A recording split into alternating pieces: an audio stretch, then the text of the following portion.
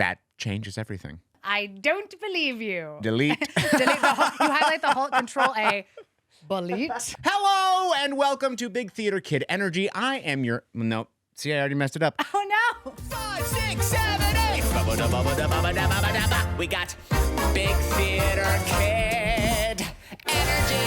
Hello and welcome to Big Theater Kid Energy, your least pretentious theater review podcast. I'm your host, Ryan Garcia, and I went and saw Brigadoon at Pasadena Playhouse, which is running through June 14th. And I went and saw that show with an actress, writer, singer, rapper, producer, songwriter. She graduated summa cum laude, has acted in many TV shows, most recently as Jen in Denis Medical on NBC, created and stars in countless episodes of her show Princess Rap Battle, is a songwriter on the show Phineas and Ferb, was named one of internet's most fascinating people by Cosmo. It's none other than Whitney Avalon.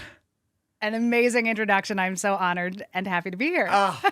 I was on pins and needles if you were going to like it or not. I loved it. I mean, what's better than someone you admire deeply inviting you to come see a show and then saying nice things about you? Oh, Whitney, you have been a dream of a human being, supporting me in this podcast, telling me that you are really enjoying it, and I have truly been listening. And what I really like, too, is I've invited you to a few shows, and you've been honest with me about, I don't think that's the right show for me. It's true.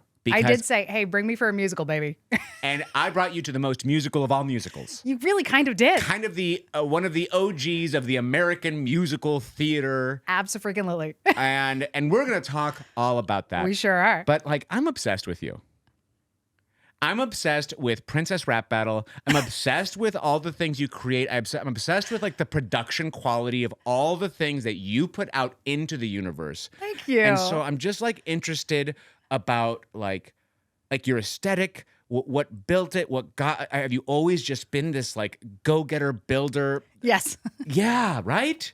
Yes, I was absolutely the type A, straight A's, driven by her own internal motor sort of kid, and that simply has never stopped, which is good in that, as you know, if you're trying to do 17 different artistic jobs and never know which one's quite going to pay the bills, you better just be self-motivating. Yeah. Because almost no one else is going to care or tell you what to do or give you a schedule. But it also is really exhausting. Do you think, because when I first came out to LA, I thought, oh, okay, the audition's gonna hit, that's gonna give me my big break, and then I'm gonna start just climbing the ladder of Hollywood until I'm a star. Right? That was the ideal. Was that ever an ideal you had? Or were you always okay, I know I've got to make my own way. I know I've got to build my own identity in this industry. I think when I first got here, which was 18 years ago now, I was very fortunate that I started booking commercials right away. I cut off my hair and I started booking moms, even though I was absolutely not of an age where I should be playing mothers of children, but it was totally fine. I will play any age as long as you pay me SAG wages. So I started booking a bunch of commercials, then booking a bunch of TV. And it felt like it was the very tail end of when that fairy tale you just said could happen, where commercials were paying enough that you could maybe make a living. And if you started with small roles on TV, you could work your way up. And that was sort of all happening for me at the time. Wow. And it was a dream. And then very soon thereafter, commercials just sort of all became internet things or non-union, and TV started to shrink and has obviously now shrunk. Mm-hmm. So it doesn't feel, and maybe that was always a dream. Maybe becoming a true star, an undeniable star, is a thing that just happens to 3 people a year, and it was never going to be possible for me. But the internet has offered this weird opportunity to reach everyone all over the world, regardless of whether MGM or whatever the various studios were in the 40s that would own one star. Right. Regardless of if any decision maker thinks I'm funny or can sing or can write or the various things I do, if people in the world think that, they can watch my stuff. So It's a dream. I still maintain the internet was a mistake. It has ruined truly everything. I hate it, but it does mean that no matter where you are in the world, you can watch this, and you can listen to my music. So I can't be that mad. I'm still pretty mad, but it's pretty crazy. There's so much with technology that gives us so much access to all the audience, and then also so much with technology that, as it's developed, that gives everyone every tool that they need in their hands. Sure. To create, I could make this podcast just with 2 cell phones. Sure. Do you know what I mean? 2 cell phones and maybe a couple good mics, and I could make this whole thing with like natural light in the backyard. Yeah. You know what I mean? Like it wouldn't be as high quality as it is right now, but it still can be done. It can be done, yes. And which is part of why AI is so incredibly stupid, because the tools now allow that the phone almost everyone has in their pocket and maybe one accessory or something to film a reasonably good, you can hear and see it looking thing, all the way up to like a pretty good thing.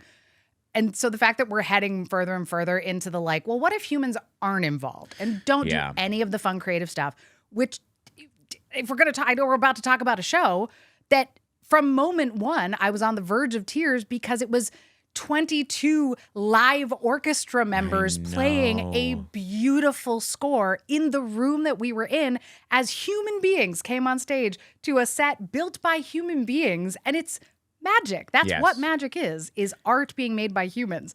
So we will not talk the rest of this podcast about AI because it makes me angrier than anything. But it is kind of the whole point. Yeah.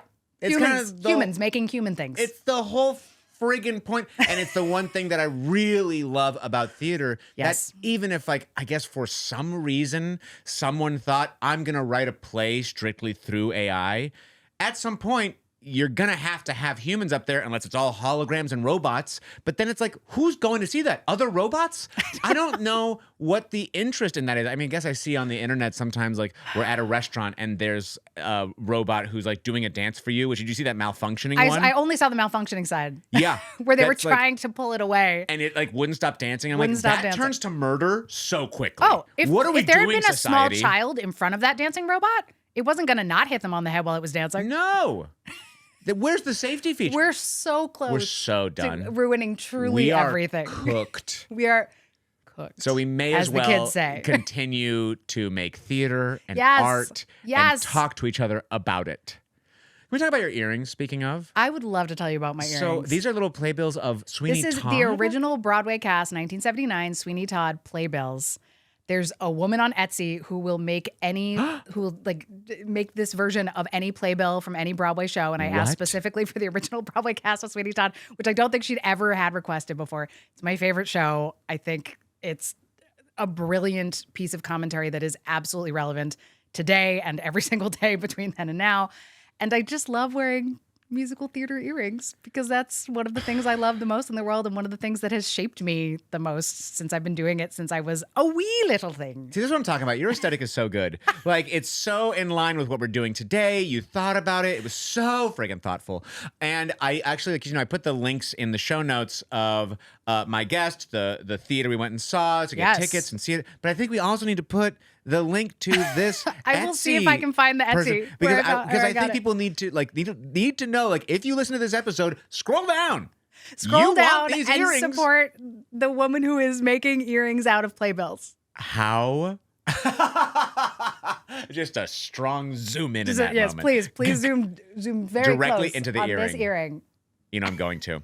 That is so cool. Actually, you'd actually be a perfect. This is totally out of context. Great. But you'd be perfect for this. I'm trying to figure out what to do with all the playbills that are behind you that I'm now There's starting. a big old stack. Like, I'm trying, because like it's right now it's tenable. But at some point, it's going to be... It's going to be too much. It's going to be too much. What about each square behind you has one? I tried that. They reflect with the light. Because this is so close behind me that it just like bounces, it become a mirror. And if they all are flat, it's too much. They need to be. So I was thinking, maybe we can talk off mic. We can talk off mic. If you have any ideas. I think you hire an artist, That's like right, a paper artist, to turn it sort of almost into like a flower, like a sort of 3D sculpture that could be back here. Oh my God. You know, this is where I would also, okay, sorry. Now we're just talking because I've got the most amazing producer as my guest right now. I'm going to have to pick your producer brain.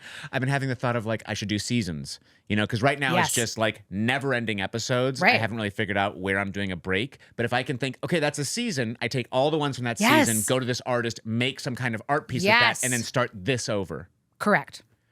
Whitney. We solved it. Wow. Also, you deserve a break. I don't know if it's like a year in or how long in, but you will deserve a break. At some point, yes. At some point, and then that's doing the end of season weekly one. release. It's crazy because next week I'm seeing 3 shows, which is great because I can bank the podcasts, but it also means you're seeing 3 shows and recording 3 podcasts. This man works very hard. This woman works very hard. And it's all true. How often are you making Princess Rap Battles? So Princess Rap Battles, we are actually about to make our first one in years. What? Because, yes, I know. Wow. Huge. We're making Ariel versus Moana, which is the number one most requested matchup that we've makes been so much wanting to sense. do. I know. Both water beings. The mermaid who wants to be on land, and then the wayfarer who wants to be on the water. I mean, wow, it writes itself. I wish it did, but instead we're writing it. This woman works so hard. I love that that's the theme. I mean, it is true, the theme. But I do like that that's the theme of this podcast, is that everything is harder than you think. And that includes theater, and that includes this podcast, and that includes making videos. I do have like 1 million other non-Princess Rap Battle musical comedy songs. Not 1 million. I'm exaggerating. Maybe 60 original musical comedy music videos on my channel as well. So even though the thing everybody has seen the most is the rap battles, in between, because those are so expensive and high production value and all that, I try to make really good things that also have characters you love, or themes that are similar, or sassy gals being sassy, because that's my very favorite thing. So this is the Princess Rap Battles is the way in for people, but once they're in there, there's such a catalog of incredible things you've created. And what's one that's like more recent, or that you're kind of really excited about, people should go and check out right now? Well, the one I just put out is a parody of There's No Business Like Show Business, which feels appropriate because same era as Brigadoon. But it's about D&D. It's about the Fey realm. So, because I have one hobby. I finally figured out as a workaholic how to have one hobby, and it's TTRPGs, which is tabletop role-playing games, including Dungeons & Dragons. I didn't know that was your hobby. That is the only thing I do when I'm not working. And I do it many hours a week now, because I've found a couple groups that it's an absolute joy. But I have gotten to connect with a bunch of people in that space. So I did a song with Matthew Mercer, the world's at least first or second most famous dungeon master. Also a hilarious person and an amazing singer. Kind human being. Also the kindest person on earth. He and Weird Al are like maybe the two nicest people in the history of the world. Anyway, I did an original song last year with Matt Mercer that is like a love song, but it's not about what you think. It's called The Joy You Spark. That's a recent one. And then I just did this song called There's No Realm Like the Fey Realm, where Ginny D, Anjali Bhamani, both amazing performers, and I are like a trio of like magical elves inviting you into the Fey realm. So those are two people could check out if they just want a little bit of funny music ha-has. Do you fear, because I think there's one thing about like having a hobby and then having your hobby become monetized in some way. Do you avoid the idea of making your hobby into some kind of like video series? Yes. So far, I have not been paid. That's not quite true, but I've mostly not been paid. And do you like to play D&D? Do you like that separation? I like it intellectually. My heart wants to just be working on, like, wants everything to be work, but that's exactly why I need one little carved out time on Saturday and one little carved out time on Tuesday where I actually am just laughing with friends and telling stories together. Right. In a way that is not my job. It's so interesting you say, because for me it's flipped. It's like my heart says just love pickleball and play it forever. My brain says I could be a coach and I could start making pickleball content, and maybe I'd get a free ball machine if I did that, and paddles and probably. Like, that part of my brain is also, but I'm also like, then do I want the thing I love to become my job? And I always think about like Big Magic, Elizabeth Gilbert. Yes. She talks about like, don't put the weight of economy on your creative being, for as long as you can. Yes. And so that's just something that I was curious about with that with you. Yeah. I think Bo Burnham says at the end of one of his specials, like, if you can find a way to live your life not in the spotlight, not on the internet, like not doing it for other people, whether it's creative or just your life, then do it. Yeah. And that's honestly when I'm on panels or, speaking somewhere and someone says, what advice do you have for young people? Especially in this day and age where every young person is growing up on the internet. Yeah. It's, unless you are compelled in the way that you and I are to, like, again, since I was a wee little Whitney, have been singing and performing and just wanting to make people laugh, unless that's so ingrained in you that you cannot do anything else and that this is like the thing you bring to the world, please go do anything else. Because everyone on the internet now is chasing, I guess, what they think is fame or something. Right. But as we talked about earlier, we were never here to like get famous. This is what we do. We're the weirdos who make faces. If you have other skills, please do those other skills, and don't let people's opinion of you, strangers' opinion of you, like ruin your day. I honestly just want to make other artists laugh and have them respect me. Like, honestly, that's very honest. I do. I love going into a table read of something that I don't know anybody. Yes, love a table read. And having which, by the way, even those are really hard to put together. Absolutely. Because getting everyone's schedules, a location, a great script, it's such and then like it doesn't matter. That's beside the point. The point that I was trying to make is that I go to that table where, you know, they're kind of like, oh, who's this guy? You know, and everyone's thinking about themselves. And then you get to show them what you can do. And then you get this little flex of, but I do this. Yes. I know. This is the one place where like, no fear. Yeah. And then the change in attitude of like, oh, someone I've never met now has this level of like, who do you know? It's so great. Well, that was amazing. Yeah. I crave that shift in exchange. Got it. That's one part of it for me. I'll be honest. That's great. I work very hard. So I don't even have to say it. You'll say it about yourself. Before we get into the show that I want to, yes. And what I love about it too is that you have a previous history with Brigadoon, and I feel like also you are just so much more knowledgeable about musical theater in general. I've done a lot of it for a long time. Than I am, especially, and probably than a lot of people. But what is like one standout musical theater piece that you loved, that you would love to revisit, that you performed in, that you were just like, that show is one that's like on top of the mountain in my performances in my past? I'm going to say the very first professional production where I got paid. Yeah. When I'm going to get this wrong because I'm bad with dates, but maybe 11 or 12. And it was a production of A Little Night Music, which is Sondheim, which is, again, like Sondheim is my favorite. And it was like a huge shift from, this is a thing I love doing, and like the audience is laughing and applauding, and I get to like work with grownups and like and do the job. And then it became actually, I'm sure, I think it was like $100 a week. You did was so, I just do the job. Well, that was probably me at 11, and that's still me now. Yes. Like, I think we could all agree, everyone is about somewhere between age 6 and age 12 inside, and you never actually grow up, and you're like, what do you mean mortgage? Anyway, it showed me that there was a possibility, even though it was a tiny amount of money, that like this was a thing maybe I could do. And the fact that I've gotten to now basically do that. I mean, we didn't know the internet was a thing around that didn't really exist then, but basically do the same job, which is sing, dance, make faces, write funny things, make people laugh, make people forget the world for a little while, is an absolute dream. And I feel like the luckiest person. The dream I have for an audience and the dream I have for myself when I'm in an audience is that I become the show.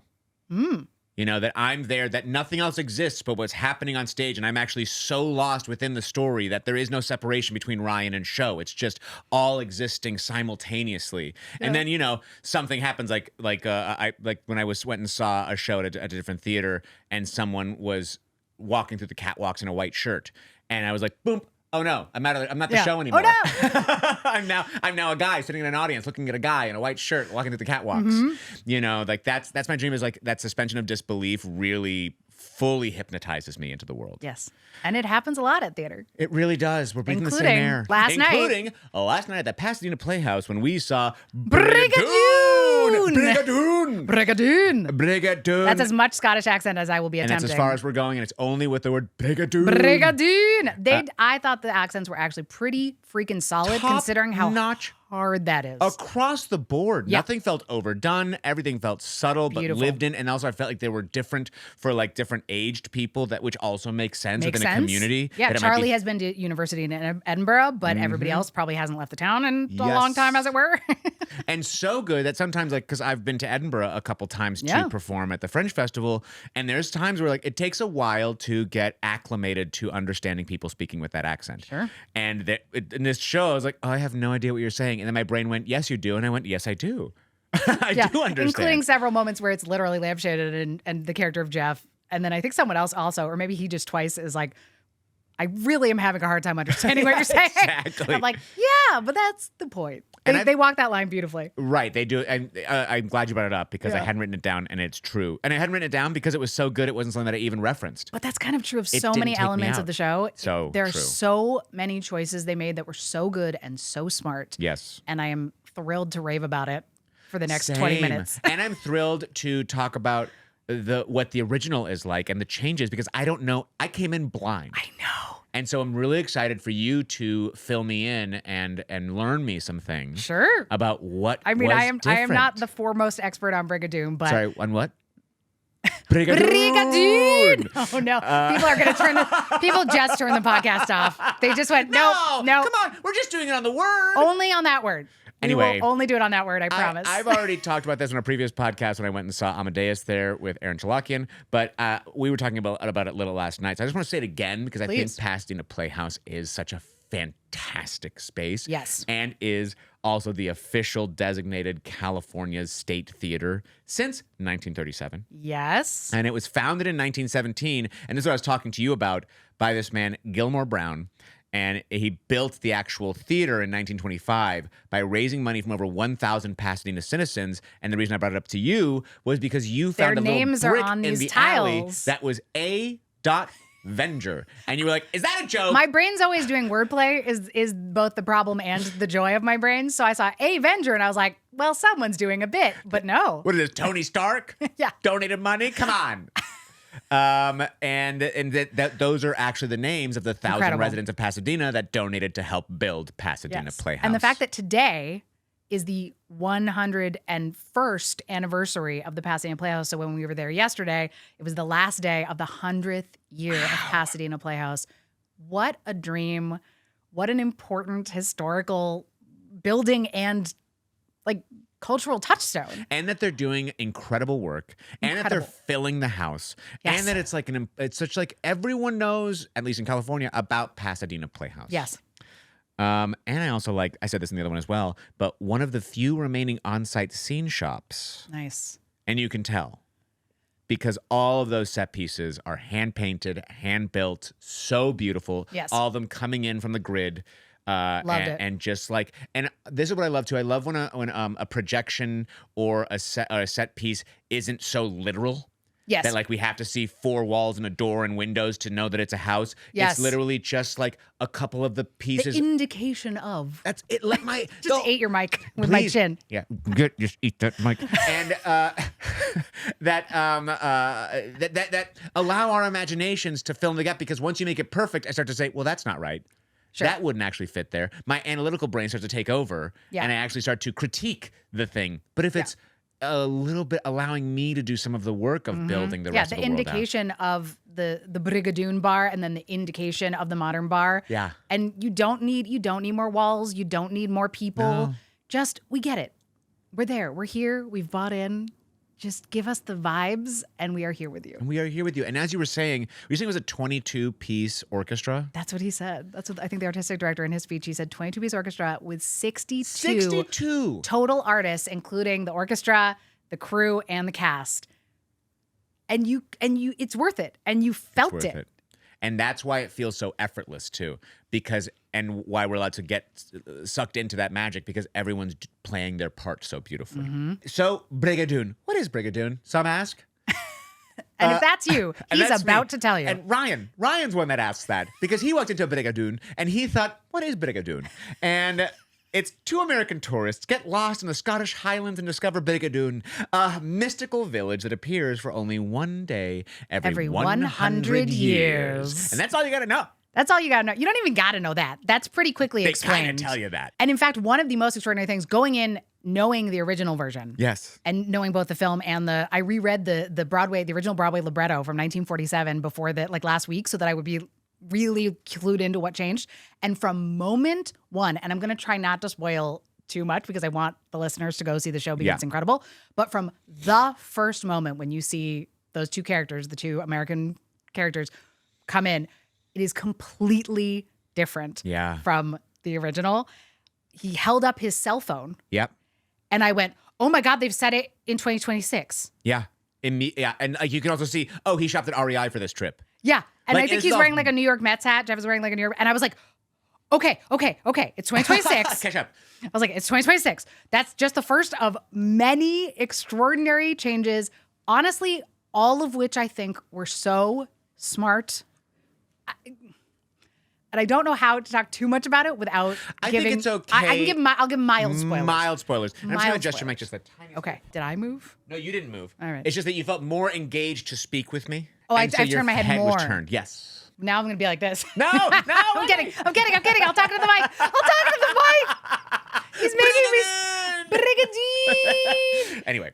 Anyway, the number of changes that were made is really significant. Really? Mostly not to the music, although they did cut down certain numbers that I think correctly, but it almost exclusively the book and some major plot points that are actually different. Oh, cool. So I will just say that one of the very few notes I took in my little notebook that I had, I wrote, because we were in the second row. So we were seeing faces, we were seeing close-ups. And I noticed pretty early on that the character of Jeff, who's one of the two Americans, Jeff and Tommy, that the character of Jeff was wearing a wedding ring.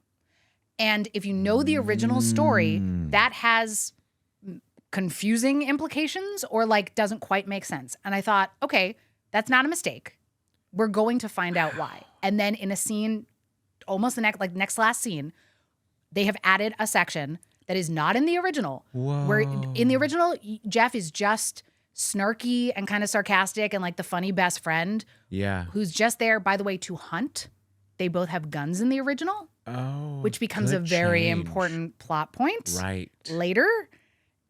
Which is also changed. So that's just one of the many ways that they took sort of this 1940s, very of its time. In the original, Tommy has a fiancée back home, which then you see her in that bar scene, the next to last scene, and he keeps thinking about Fiona, and that's why he's like, I gotta go. But he's been leading this woman along and also fell in love. Good shift. So I think a good great shift. Change. Why are you pitting women against each other? There's simply no reason. I'm going to cut you off really quick. Please. Just to give context that the book and lyrics is by Alan J. Lerner, music by Frederick Lowe. Lerner and Lowe, baby. The Lerner and Lowe, everyone knows it. I didn't say Burner, I said Lerner. And that this new adaptation is by Alexandra Silber. Yes. And so that's who you're talking. And also the show was directed and choreographed by Katie Spellman, although the original dances were by Agnes DeMille. Yes. And so I wanted to talk about Alexandra Silber because that's who you are talking about right now. Yes. So the changes that she made and that she and Katie, the director choreographer, made, I think were universally smart, universally modernized it in a way where, other than sort of that opening scene where like we are firmly in Brigadoon in the 1700s, where you just kind of have to go, okay, this does look like a 1940s musical because it looks like a 1700s thing, because it's like we just got to see the town before we bring in the fish out of water. Totally. Other than that, where you just sort of have to go, okay, we're going to get over that part, and now it's going to have more modern sensibilities, and that's kind of the whole point, is that they don't have modern sensibilities. I think every choice they made was so, I keep saying smart, but so brilliant to put it into a much more modern context. Yeah. Where, the you still get all of this magical town that has some weird notions and backward ways, but they took out a lot of, like, in the original, the pastor is worried about witches. Oh, okay. And that's why he tries to get the miracle from God. And Jeff makes a joke like, oh, we still have those. We say it differently. Okay. There's just a lot of women having absolutely no agency and just being made fun of in the original. Very like male gazy writing. And yes, and because it is the two men that come in, it's just all from their perspective, and everyone else is kind of silly and flighty and dumb, and none of it made sense. And all of that was different in this in a way.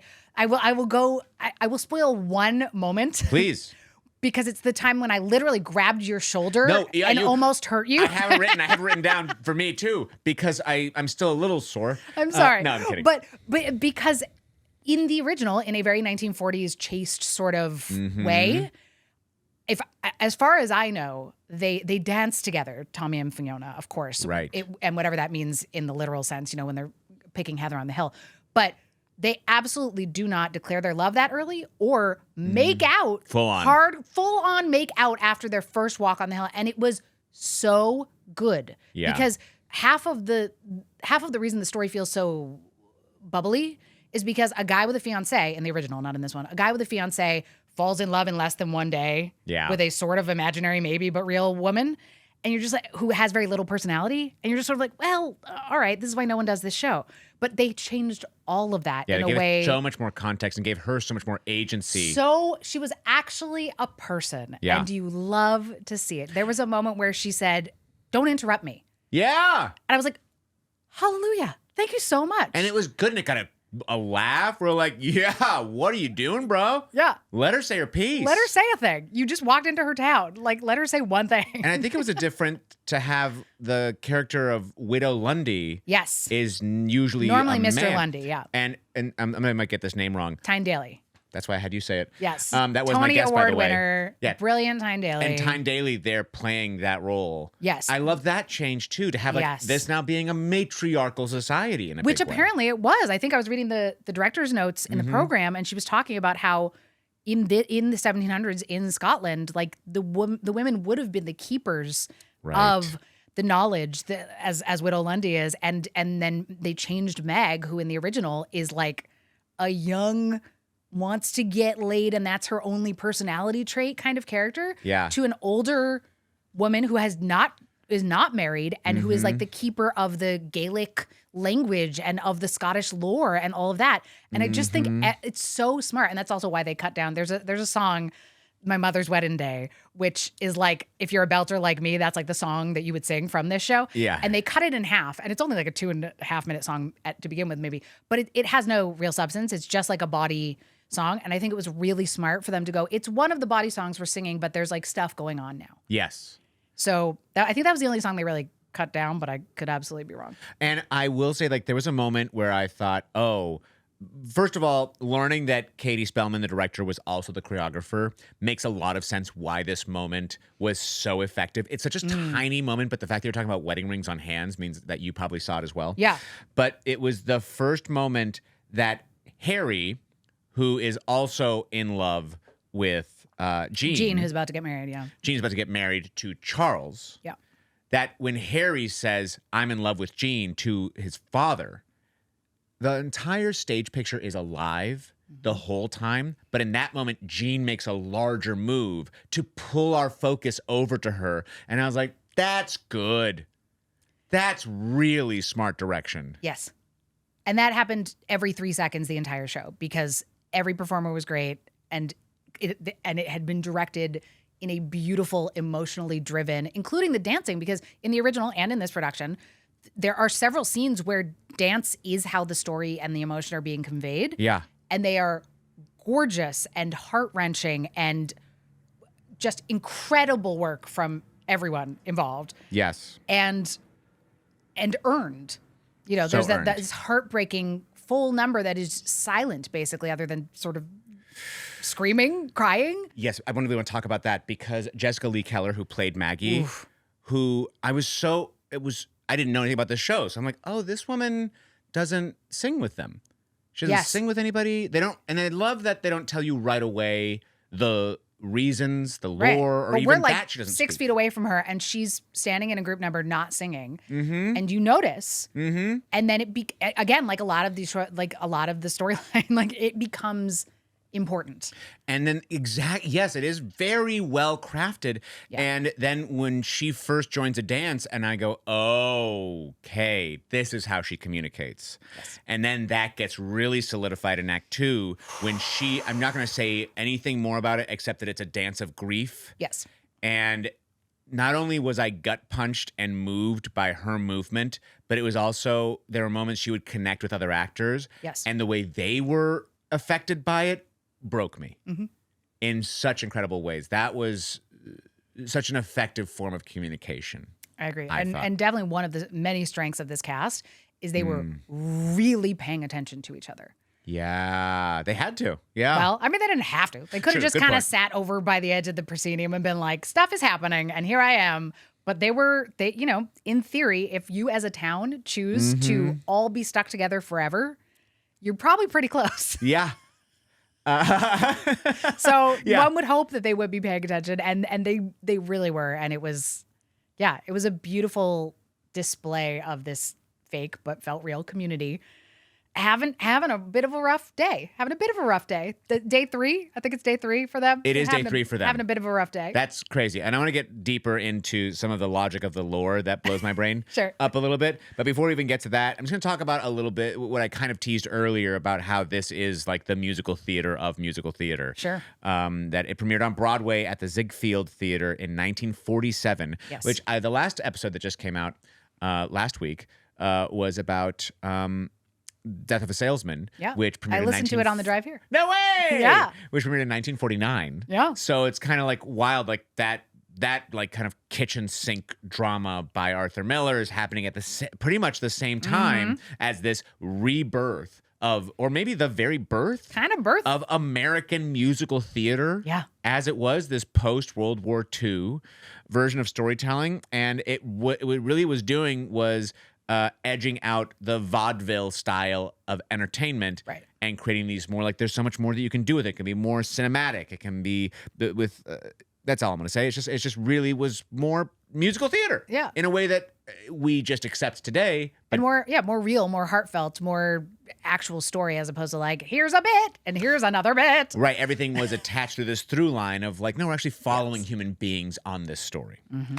And also that near the same time as like Oklahoma, Carousel, South Pacific, Annie Get Your Gun, and that Agnes DeMille created all the original dances. Genius. And was hugely important historically because yes, she pioneered dances storytelling, psychological choreography, dream ballet as a narrative device. They loved a dream ballet back in the day. They really Every show had a dream ballet. West Side Story had that dream. There was an actual, like, and maybe this is everyone, but like the person who's cast just as Dream Maria. Oh, yeah. To come out and do that ballet. Because you cannot expect Maria to also dance. Come on. I mean, in this day and age, kids are training from birth to be triple threats. So some of them probably can. But in the same way that obviously in this show, you know, it's like Jean does that gorgeous kind of ballet pas de deux. Is that what it is? Like, you know, where, and so she doesn't have, like, I don't think she has any solo songs, right, because she's generally more of a dancer. Dance forward. Whereas Fiona obviously has several gorgeous songs. God, and the voices. Their voices. The two, yeah. Tell me their names. Max and somebody. Tell me their names so we can tell them. Max von Essen. Max von Essen. And Betsy Morgan. Betsy Morgan. Gorgeous, gorgeous voices. Again, with a 22-piece orchestra behind them. Oh my gosh. Ends of songs are swelling. And I'm just like, it feels like your heart's going to explode with joy listening to them singing. And obviously also acting gorgeously, like stunning. Yes. Like there were no false notes. Oh, really I didn't grounded. think. No, I agree. In any performance on that stage. And that's really hard when you're playing like a guy from the 1700s who's trying to marry off his daughter or like figure out what's going on with these weird guys that came in from 2026. No, 100%. And one of them was the man who played Archie Beaton, who was Harry's father, who I actually met because he teaches voice lessons. Oh. Michael Scott Harris. He was great. He was so good. And I've been to his home and he's helped me with preparing a callback song that I had. Okay. And it was like just to have him there and see all of his knowledge of the voice and the instrument and how to support me. And then to see him up there showing like, and here's how I put it to use. He did have more voice support when speaking than most of the folks. I agree. It felt like, oh, this guy like runs shit. I know he's just doing textiles. He's not just doing, but his job is textiles and fabric and all that, which isn't something else I want to talk about because those dresses, the way when they spun, the way that those things caught air was like, it was like waves of water spinning. The costume each time. design was fantastic. And you know what? I didn't write down every designer, but I did write down Raquel Adorno, who was the costume designer. Yes, Raquel. Because Raquel, oh my goodness. Gorgeous. Yeah.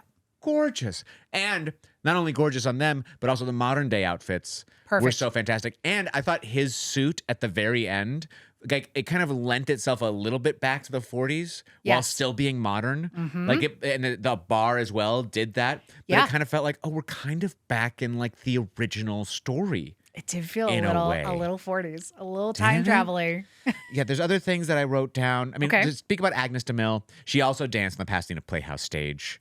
Was something that was told to us that was at the beginning, which was so cool to find out that like this woman who started the like what choreography can do on stage has been to the Pasadena Playhouse, like rarefied air to be there. There's also some lines that I guess they're brand new lines, or maybe they're from the original. I have no idea, but they really affected me when when Tommy said to Jeff, like, "You're an alcoholic." And Jeff says, "I'm not an alcoholic. Alcoholics need a drink. I already have one." It's just such a great line. If that's not if that might be in the original or something. Yeah. There are very similar lines to that in the original. I don't know if that exact one is. He does have good snarky lines like that about being an alcoholic in the original, but I don't believe in the original he becomes sober. That was my next question. Which I think it makes sense because he's been given so much more of an arc and humanity in what you've been describing with what his function was before versus what his function is now, which makes his function so much more effective. Yes. Because we're like, oh yeah, no, I've been there, feel that, got it. Heart is connected now. Yeah. And not just haha bits. Yeah, the original, he's basically 100% haha bits. Yeah. Which is okay, I guess. I mean, I What's wrong with guess that? we could use some haha bits in a show that's But even in relatively 2026, serious. like even our haha bits, we want them to have some kind of heart. Yes. And some kind And of now like they do. flaws. And even Michael Scott, I'm only thinking about Michael Scott because I talk about Michael Scott Harris, but Michael Scott in The Office, like there's moments where we go, I see the man. Yeah. I understand this person in front of me. Yes. Another line that just got me that I only have it somewhat down, but everything you care about, the world gave you. Everything I care about, the world has tried to take away. Yeah, I don't believe that's in the original. I really, again, Alexandra Silver. Alexandra did incredible work on this. Like truly, there are lines woven throughout that are from the original. Like all of the heart is still there, and then she found a way to modernize the like actual point it was trying to make, but that it wouldn't make anymore if you just had them running around and chasing after women and women chasing after them and just nothing matters. Yeah. It brought so much humanity and genius to something that you probably wouldn't just do the old version anymore. Yeah. And now it has a new life, and hopefully every theater now is going to do this. This version is stunning. Not knowing the other one, I didn't go with this version. Oh, yeah. I think, and obviously it goes without saying, this is all approved by Lerner and Lowe's estates and all of that. This is like official, so that hopefully now every regional theater is going to do it, and then every community theater is going to do it, and then everyone's going to get to do this version. The way that Brigadoon was the birth of musical theater, this version of Brigadoon is the rebirth of Brigadoon. I agree. You know? I agree. In a way that like I can support. And there's one other line that really, really got me. Yeah. That was, you really like looked right at me when when Jeff said, "This is how a podcast starts." Oh. Or, "This is how podcasts start." Right. By which he meant like a horror podcast or like a true crime, but he just said podcast, and so I was like, I turned to you because I was like, because we're here for a podcast. This is how a podcast starts. Yes, we have to watch a show. At the beginning of the show, this is how podcast starts. That I thought that was very, very funny. Yeah, and that was Happy Anderson who played Jeff, and he just was great. He played it so well, and I thought he really came to life in that final scene. Yes, which again, not in the original. Not in the original, and it because he was mostly bits until he was like, "Yo, Tommy, yeah, what are you doing? Yeah, we got to get out of here." And then also that scene where he's like, "We got to go," and then the scene after in the bar where he's like, I was wrong to put my stuff on you. Yeah. Yeah. And here's 2 tickets. And a great joke that I won't give away about the tickets. Yes. It's like just that kind of stuff. I was like, yeah, you're doing a really good job, Alexander Silber. Like that's really smart writing to hide a little joke in there in a really heartfelt moment. Always, if you can always wrap your messages and your exposition in jokes and or music.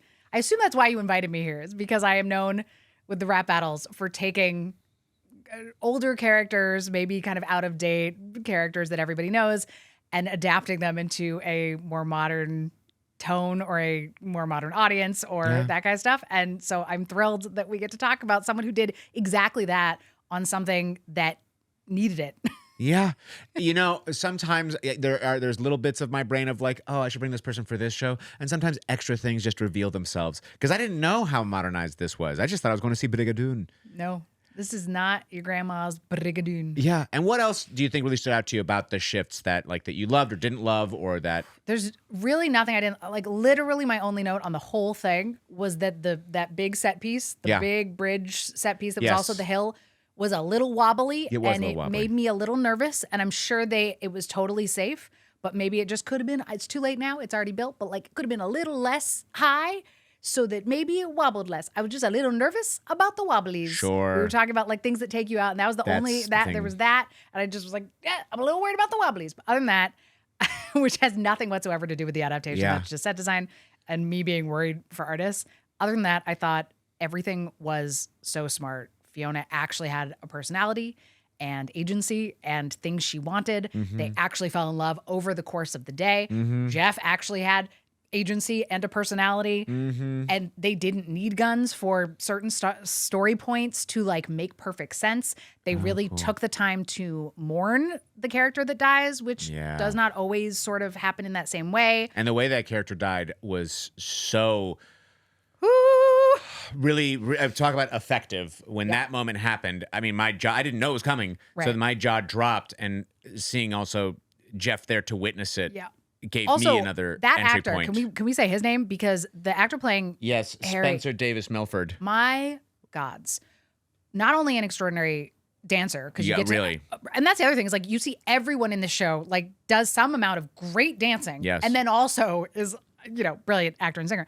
His vibe throughout was so carefully tuned and perfect. And we were so close. We could see the whites of his eyes. Oh, yeah. And he was having an emotional breakdown. Oh, he was having a time. Every scene, he was taking that journey, and it built so perfectly to kind of the inevitable. But yeah, just truly extraordinary. Loved everything about it. If you're listening to this and you are anywhere near Pasadena, California, Yeah, you should go see it. Go see it. You should go see it. He also did this really good job of, I remember one time a director saying to me, like, put your notepad higher. And it was Right when he was sketching? not even that. That is it. But like the notepad in your brain when you're coming up with thoughts, a lot of actors will like have thoughts down here. Oh, no, you gotta and go through shut your things. eyes. And he was just like, he would talk to somebody, but then he'd just so effortlessly just like look up and deal with what was going on in his brain. And Yeah. it was just So the balcony could see. so much access to him. I thought that was really expertly done, but the way that he had stillness while everything inside was so tumultuous Yes. was expertly done by Spencer Davis Milford. Yes. And I do want to talk about, again, Jessica Lee Keller and that dance, because that dance just really broke me. I want to make sure I say her name again, Yes. if for nothing else, just to say her name. And one thing I wanted to say about Betsy Morgan is like, I know I don't have it, but the muscles that are built when someone is an incredible singer. Oh, the voice. Her Watching, voice. at times I was just so focused on her instrument, just like watching her neck vibrate and her jaw be so relaxed as it was just bouncing as the air was I was about flying to say, I through. noticed she and Max, who played Yes. Tommy, had different ways of doing vibrato. Yes. Because we were so close, we could like see their throats moving. Totally. And it was fascinating. I'm sure most people were not thinking about that, but you and I were. Cause I'm just so fascinated because I'm not as good. I am a rapper, but I'm not as good of a singer. I'm not a rapper. That was a mistake, by the way. That was just I'm a singer who by mistake went viral rapping, and now That was like, people oh, well, now I watch have a me- lane. Yeah, now people watch me rap. But like, actually, I would never say that I'm a rapper. Right. That's absurd. I love, well, my I wife, can Kelly, sing. when we were first on a date, at the beginning of our relationship in acting class, we have this like holiday class where you do something that like inspires you. And I had done something else, but I also wrote a big rap that I performed for her that night in front of everybody in class. Aww, and 'cause then she fell in love with you. Because she memorizes Eminem raps. I memorize Childish Gambino raps. Yes. And so I was like, oh, this is kind of a thing that is about us. So I love rap music, but I'm not as adept at the technical aspects of singing. I'm pretty good at like telling a story, but when it comes to like what Betsy Morgan and Max von Essen are doing, the that's operatic quality. I mean, the like beautiful That's acting work. plus the musical theater plus that absolute technique. And I loved being that close to be able to see like, whoa, that is something unbelievable. Yeah. Let's talk about what's happening here. Okay. Two things. One, the passage of time, which is wild. And I want to know the logic. So we talked about this a little bit last night. Okay, but you simply just before we even talk about the logic, you can't talk about the logic. There is no logic, but now we can talk about it. I know. I think even, and I said this, I think Happy as Jeff said at one point, and don't think too hard about it. Exactly. And it doesn't need to make sense. And because it's about love. It's not Right. about making sense. But I can't help it. Okay. I'm a left-brained being. Sure. Does every year, every 100 years, this place pops up. So, like, in 1,000 years, that's 10 days. Mm-hmm. So, in 1,000 years, is that little part of Scotland still going to have grass? Is global warming going to have ruined it in 1,000 years? Will they have developed it? Will the Earth even be viable? Will other beings have taken over this planet? Will aliens be here? And if so, are they in a bubble that nobody else can access? So they have their own grass that they bring? Is the grass also part? I think it's closer to the latter, if I had to guess. I think they're sort of in a bubble. Yeah. And that even if the Earth is desiccated, yeah, like all dried out, they still have their little town. Because listen, they say that this preacher made a deal with God. Right. So I guess there's a God in this world Totally. that we're in, of That's true. Brigadoon. And if you make a deal with God, Yeah. even if that God is messing with the Earth and letting it get destroyed Yeah. or whatever, that God made a deal. And we know one thing about God. God keeps his word. Is that true? I don't know. But also, and I was like, okay, the bridge is the only way in. So let's say that it is, they have their own grass, but the bridge is this connection to the real. Is the bridge always there? Right. What happened? I mean, in theory, probably not. In the movie, they name the 4 edges of the town that you can't go past. But in theory, Harry, I think, could have run to like the river and tried to cross the river. Like it's not just the bridge. But for stage, obviously, you're just going to go like, look, here's a bridge. You can see it. And if someone builds a factory there, is it multidimensional? Where it's like the factory's still there, but if you cross through this bridge, now you're not in the factory anymore. Other thing. Yeah. Does the town disappear so that something else could be built there? Or is it just sort of within a bubble that you can't get to? Right. I think probably the latter. And last thing, if Independence Day happens and an alien ship comes, or let's say the Death Star comes out and blows up our planet. Blows up the planet. Does this still show up in the same coordinates of where Earth would be? I'm going to say yes. Okay. I'm going to decide as the beneficiary of the Lerner and Lowe estate. That's not true. They're just like, look, these are really important things for me to know. Right. When you write the sequel, matter. Brigadoon 2. Brigadoon 2, 3048. Brigadoon. no, I take it back. Yes. Nuh-uh. All right. Brigaduo. Oh, there we go. Brigadoon. Brigadoo. Or like just make it French. I know it's Scottish. Deux. Brigadoo. Because 2 French aliens Yes. come in the year. Those are the strangers. Whatever you just said, 3046 or Yeah, whatever. 3046. We should get to writing this, I feel like. I feel like this is Step really aside, good. Silver. It's our turn. We've got this from here. Now, my other note, again, this is just me going the logical brain against the love part. Yeah. And in their story, right, in both stories, in the one where he has a fiance, Tommy, and in the one where he has just gotten out of a relationship, out of an engagement, to from there be like, actually, it's worse to have just gotten out of an engagement and then be like, I'm in love with you. Like, I don't think it's worse. I think it's worse. No, it's not worse because we're dealing with another person's feelings, but it's worse in like the therapist viewpoint. Oh, and like, is this real vibes? Yes. Because if you're Am just I in actually a just long, rebounding? Yeah, if you're in a long engagement, but you sort of know it's not working, but you go off to Scotland to like kind of help your friend, but really like avoid Also having to find do anything yourself. about it and find yourself. And then you say it's bad. It's still bad. Yeah. This is also bad. This is not just quite about as bad. Brigadoon in general and about Tommy in general. That I think there's red flags all over the place with this guy. Oh yeah, he's the biggest problem. Honestly, you He's think such a Jeff is? problem. You think Jeff is? Jeff's and you not a think problem. Harry is a problem, but like in a way that's very clear. Yeah. But yeah, Tommy, and it helps obviously that the actor was so charming and so fabulous. charming. Like Max von Essen, amazing. If you're listening to this, which you absolutely should not be, you're so good. But you're so good. We dude. love you, Max. I'm sorry you're listening, but so we love you. good. Don't worry, we will say no bad things about you. But the character, Yes. not great. Not the best of dudes. I'm just like, Fiona, just be careful. He's not telling you everything. It is a little bit because she sings that beautiful song at the beginning, Waiting Yeah. for My Dearie, and she's like, I'll be fine if nobody comes, That, but he's I going to love come over that. the horizon. But if you're in a town where you only appear once every 100 years, the likelihood of a man walking over the horizon is so low that like it's a little silly that that's what she thinks is going to happen. So Yeah. then when he shows up, it's almost a foregone conclusion that she's going to be like, it's the guy, even if like maybe she should have waited another 100 years and seen if a different guy showed up because Yeah. this guy might not be the best. But in theory, if I were an optimist, I would Yeah. say that the point of the show is that you can change, you can get another chance, and that is what that last moment of the show is about, according to the writer, because there's a note in the program, and she Yeah. said it in the speech that it's about like you can get another chance, you can change, and maybe there is hope. I don't know if I believe that. I feel like everything's really bad right now. But I like that there's a show with that message. I like that there's a show with that message. I just think if I had a friend, if I was Jeff, I would be making the same arguments Jeff makes. But I don't think I'd make the same admission at the end to be like, man, you should still go for it. I would say, hey, man, you should get in program. It really worked for me. Yeah, he is already a sponsor from going sober, which is pretty impressive in 4 months. Yeah, I think that is part of the like, well, it's a show from 1947 that's trying to be like, love is magic. And I can't be mad at that, especially now that a lot of the more problematic stuff is sort of gone. So I had a lovely time, but if we dive too deep, yeah, she probably should wait. I just, look, I wouldn't be true to myself if I didn't call it out. Great. That I'm like, yo, that's some red flags, Fiona. Yep. And I don't think that he ever even said, I just got out of an engagement. Do we know it's just? Because he does say, I was engaged and now I'm not. Oh, I thought it was pretty fresh, but maybe I projected that onto it. I don't remember whether we know how long it's been.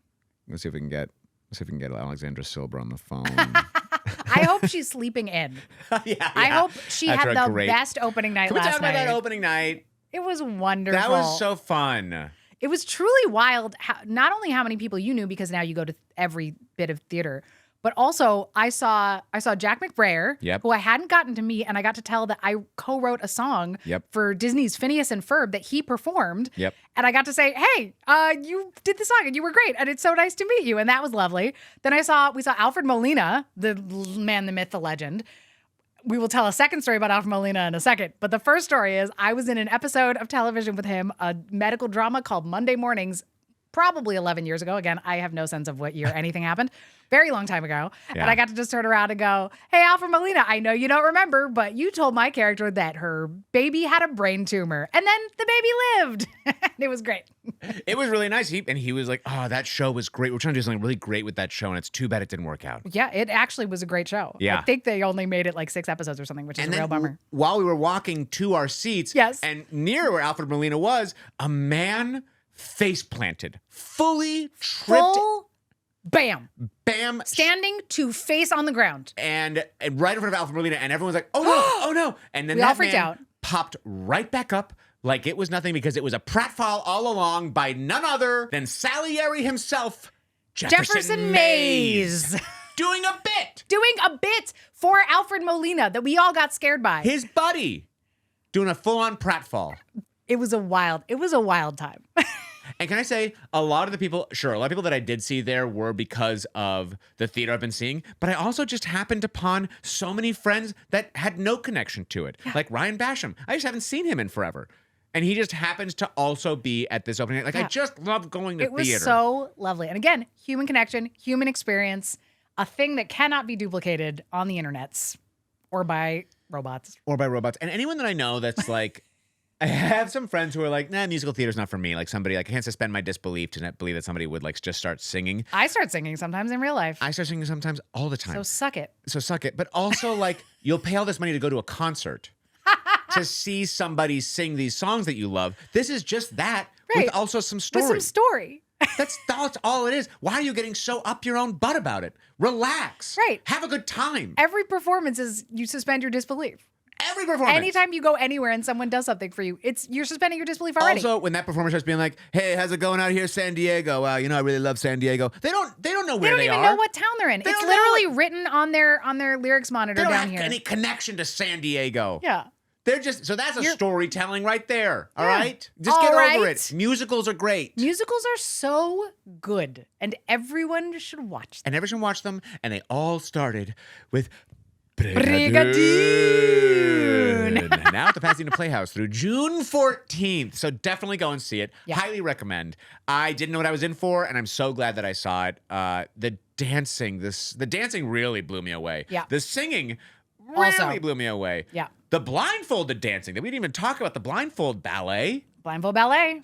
Really beautiful. And the really modernizing of the story, which was so effective and so wonderful. So effective. There's nothing else I want to say about the show. Is there anything else you want to say about it, show? Nah. I will say one last thing. Okay. The only song I recognized was Almost Like Being in Love because Frank Sinatra did it and Nat King Cole did it. That's the one. Other than that, yes. When that song came out, I'm like, oh, I know this. I know that one. I know this song. Yeah, you do. Yeah. That is definitely the most famous. I mean, they wrote Camelot, they wrote My Fair Lady, so they've had many hits that you would know. Yeah. But that is one of the most famous ones for sure. And it's a beautiful song that absolutely works right now. Yeah. Almost like being in love. Whitney, thank you so much for coming to see a show with me. Thank you for inviting me. Is there anything that, we talked a little bit at the beginning, but anything right now you like to promote, how people can come and get to know you or get to follow you? Sure. If you want to laugh a little bit, check out my musical comedy at youtube.com/Whitney Avalon. That's all. I'm also Whitney Avalon on most socials, but I don't post there if I can help it. Just go see the music videos. That's the good bits. Go to the music videos. What are you doing? That's the whole point of the social media is to get you to the music videos. Yeah, So go watch the music go watch videos. the good shit. Skip a step. And as always, thank you for listening or watching all the way to the end. And let me know any shows you want me to see, any guests you want me to have on, segments you want to have on the show. I might have a new segment on one of my next episodes. I'm planning on having the actual creator and producer call in during the show while I'm hanging out with my guest. Oh my gosh. And getting a quick 15-minute segment with them. So we'll see if it works. Very fancy. I don't know. We're going to find out. And also subscribe, rate, review anywhere that you're listening to this right now. It would really be, I'd really like that. It'd make me happy. All right, that's all. Bye! Bye! We got big theater kid energy. Look out, we project, we sing out, Louise. Never market, always go full out. John Patrick Shanley never had a doubt. Our voices are warm, fan kicks are high. We've got perfect form. We say, thank you, Five. Grab your prop, charge all the glow take. Curtains going up. 5, 6, 7, 8. We got big theater kids.